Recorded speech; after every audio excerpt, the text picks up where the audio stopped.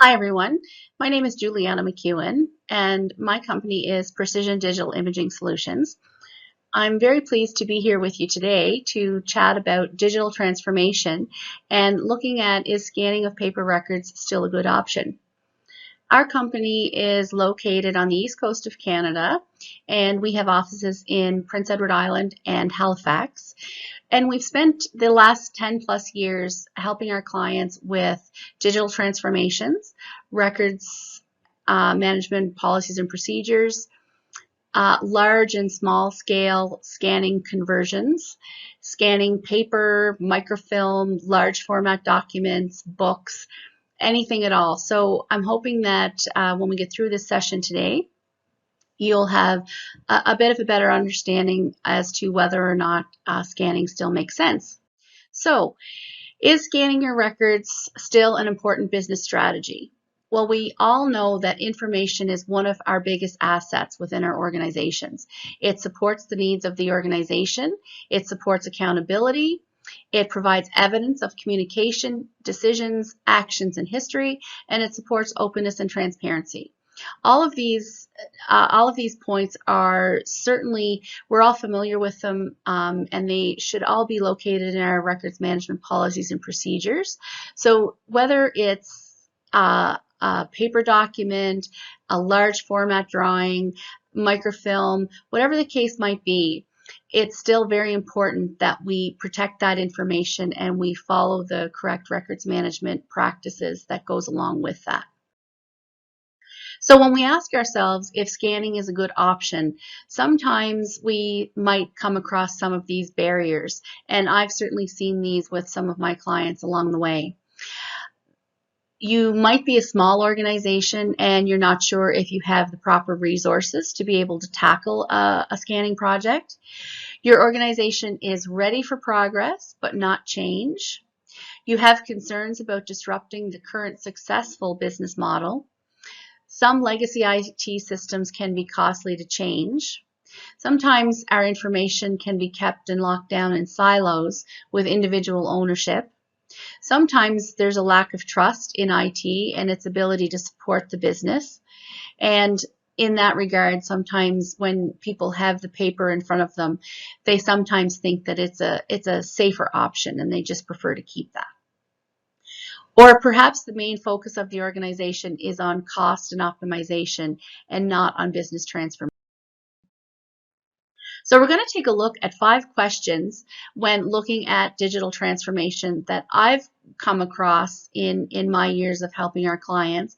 And hopefully with answering these questions, it will kind of give you a better perspective on whether or not scanning is still a good thing to do. So one of the first questions that I always seem to get asked is, should we scan everything? Well, the answer to that question kind of comes back to our basic records management principles. We want to make sure, first and foremost, that we have solid records management policies and procedures in place, that we have a records classification, file plan, and a strong retention and disposition schedule. And we should be following those processes regardless if we're dealing with paper or we're dealing with electronic documents. And the other thing to really consider is, what are our records and what are our documents? So if we have those records management principles in place, then we should already have the answer to these questions. So what information do we need when we're that's being created through our normal course of business? And what other information do we have that's been received for action? What do we need that documents our organizational activities and actions, and so on? All of those questions are important to be able to identify what information you do need easy access to. On the document side of things, there may still be certain things like manuals and catalogs and large format drawings, all kinds of different types of documents that may not be an official record, but it might be very convenient for you to have digital access to those documents. So once we kind of understand that, then we have to take a look at, so what do we scan? Well, you're going to scan the types of records that are created in your day-to-day business, the types of records that you need quick and easy access to from essentially anywhere. And that's a really key point, especially in this day and age, with all of us that have had to work from home with COVID over the past couple of years. And we've realized that having access to our information, to our files at our office, is extremely important in those cases where we do have to work from home. So COVID may have kind of enlightened you a little bit around having that information at your fingertips so that you do have the ability to work from anywhere. What records are you required to keep um, with regards to regulatory bodies that have oversight over your organization? Another thing you might consider are the records that have long retention periods. If you're keeping a paper record that has a retention period of 25, 50, maybe a lifetime, you need to keep that record. You have to really think about, is keeping that paper copy the safest for that record, or are you putting your records at risk? What other types of things do you need easy access to? Things like microfilm, microfiche, books, catalogs, manuals, large drawings, etc. A lot of our clients these days are scanning their microfilm and microfiche to make them electronic, simply because a lot of the microfilm viewing equipment is just getting so old and outdated that it's really hard to access that information. So it's much easier to digitize it now and make it electronic.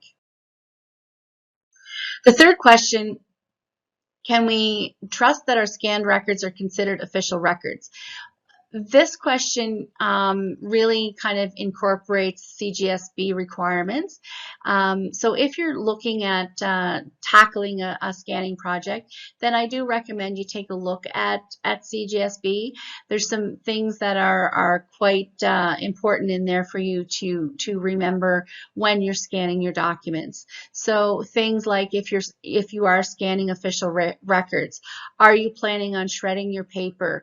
Do you have a solid IT infrastructure in place to be able to store and back up and reproduce your electronic documents? Those are some of the important things to definitely keep in mind. The fourth question is, what do we need to know about scanning equipment, software, and image quality?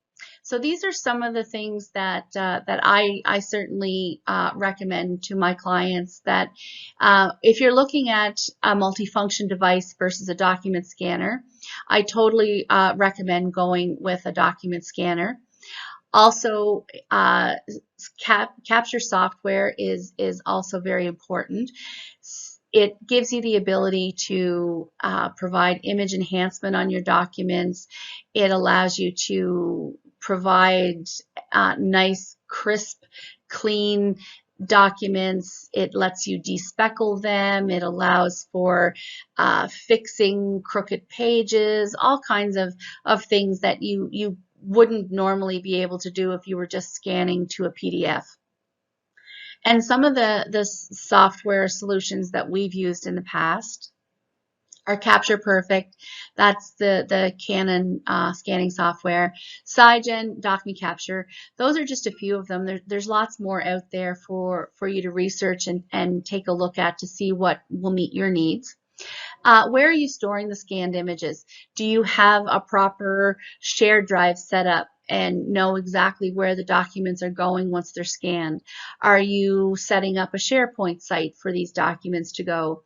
Do you have a content management system? The important thing is to make sure that you have something structured and organized so that these documents just aren't going into digital outer space, never to be found again. You do want to make sure that you have something set up properly. What do you need to keep in mind for image quality? Well, a few things to consider is that industry standard is 300 dpi for scanned images, and Some people wonder if they should scan TIFF, JPEG, PDF, PDFA. We recommend that we typically like to start scanning everything as a TIFF because it is the universal language of all digital documents. And then from there, you can convert that document to whatever format makes the most sense, whether that's a JPEG, PDF, or PDFA. And you would always have those TIFFs as a backup, so you could kind of store them on a shared drive or on an external drive or somewhere safe where if anything ever did happen to your PDFs, then you would always have that backup of the TIFFs. Quality control is extremely important when you're scanning. I really recommend having a solid quality control process in place. That's where you're going to identify if you skipped pages, if pages were cut off, perhaps you were scanning something in, maybe it was a colored page and the scanner didn't like the color page, so it dropped all the text off of the page. All of those things are things that you'll discover with a solid quality control process in place. Image enhancement is also something else that you can do to help really bring out the quality of that image. But also remember that if you're starting with a poor quality image from a microfilm or maybe it's like a carbon piece of paper, or it's receipts that have text already kind of removed off of the actual page. Those things are going to be a little more tricky to scan. But with image enhancement, sometimes you can actually improve the quality of those images as well. And finally, metadata. What do you need to capture for metadata so that you can ensure that those images are going to be stored correctly and easily found for many years to come? So finally, the fifth question is, do we scan ourselves or do we contract it out? Some of the things you might consider when you're asking yourself this question is, do you have a large backfile project that needs to be scanned first to set that foundation for going forward? Do you need the scanned records for day-to-day workflow? Do you have proper scanning equipment and processes so that you can ensure consistency and authenticity of the records? Is this a one-time project? Maybe you don't want to spend the money on purchasing scanners and software, and it's just easier for you to perhaps hire someone and contract that work out. Do you have the staff and resources needed to ensure efficient turnaround times? You don't want to have staff working from a couple of different systems. So if you don't have the resources to turn the project around quickly, then maybe it is something you look at contracting out. Does it make sense to bring in someone initially to help you get started, get that backlog caught up, and then set up day forward processes? These are all things that you can think about. And I guess the important thing is if you don't have the resources and the equipment, then you want to do kind of a cost analysis to see which makes the most sense. Do you put the money into the extra equipment and resources, or do you put the money into contracting that work out and getting someone else to do it for you? Finally, I'm going to leave you with this digital transformation checklist. It's just something that we've used with our clients that help them look at what they need to consider when they're looking at going digital. And lastly, I will end with saying in the scanning world, we believe that accessibility leads to efficiency.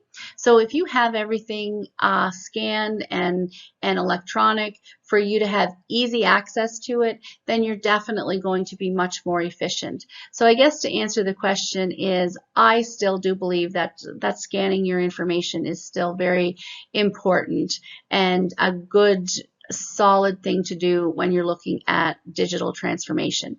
And if you're looking at tackling any of these types of projects and you'd like to get a hold of me, my contact information is here. So feel free to reach out to me at any time. Thanks very much.